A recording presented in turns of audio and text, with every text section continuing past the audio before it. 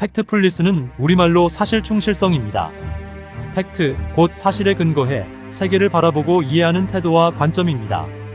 통계학 분야의 세계적인 석학이자 의사인 한스 로슬링이 아들 올라 로슬링과 며느리 안나 로슬링 윌룬드와 함께 쓴 책 팩트풀리스가 있습니다. 이들은 세계를 정확히 이해하는 것을 방해하는 어떤 힘이 존재한다고 생각하였습니다.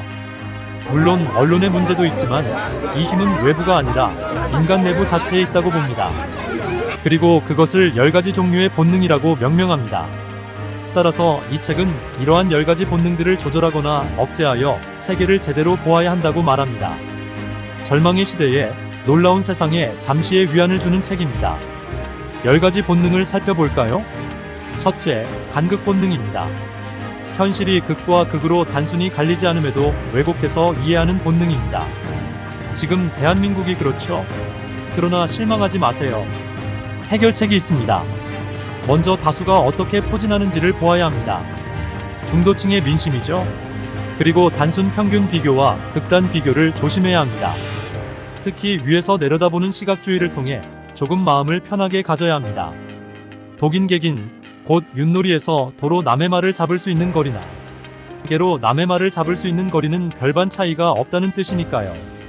둘째, 부정 본능입니다.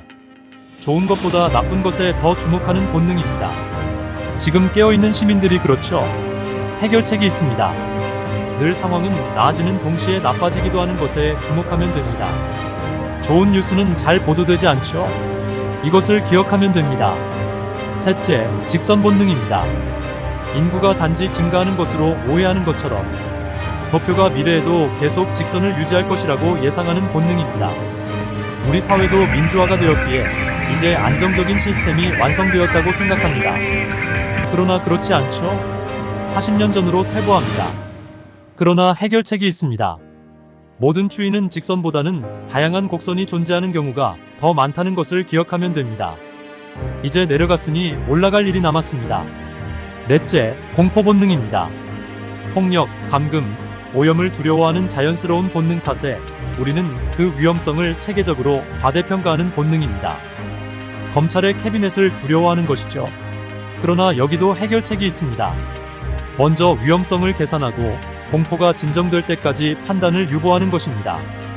권불십년, 화무시비롱입니다. 다섯째, 크기 본능입니다. 숫자를 하나만 보고 그 중요성이 크다고 오판하는 본능입니다. 이것에 대한 해결책은 비율을 계산하는 것입니다. 다른 숫자와 크기를 비교하면 됩니다. 여섯째, 일반화 본능입니다.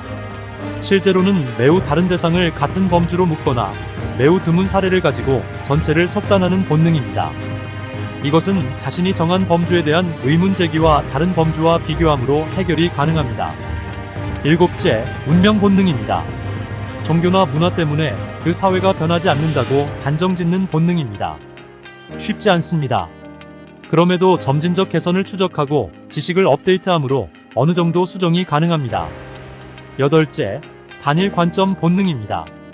전문가적 식견 등에 의존해 단일 관점으로 세상을 이해하려는 본능입니다. 여기에 대한 해결책은 다양한 분야의 관점으로 현상을 돌아보아야 합니다.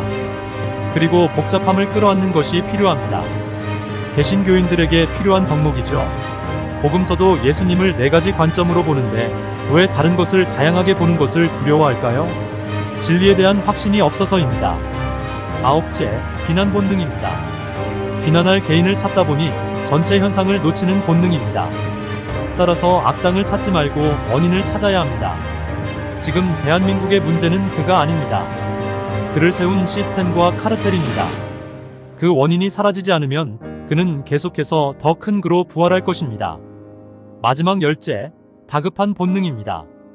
빨리 결정을 해야 할 것 같은 느낌에 서둘러 결론을 짓는 본능입니다. 꾸미도 이것이 심한데 해결책이 있습니다. 먼저 심호흡을 하고 데이터를 고집하거나 극적인 조치를 경계해야 합니다. 이러한 10가지 본능에 대해 사실 충실성으로 잘 이해하고 해결책을 가지고 고민하면 대한민국은 놀라운 세상이 될 것입니다. 마지막으로 한스 로슬링의 조언을 소개합니다. 상황은 나쁘면서 동시에 나아지고 있기도 하고 나아지고 있지만 동시에 나쁘기도 하다. 공포는 유용할 수 있다. 단, 실제로 위험한 것에 공포를 느낄 때라야 그렇다. 공포 본능은 세계를 이해하는 편편없는 지침이다. 공포는 우리가 가장 무서워하지만 위험하지 않은 것에 주목하게 하고, 실제로 매우 위험한 것은 외면하도록 한다.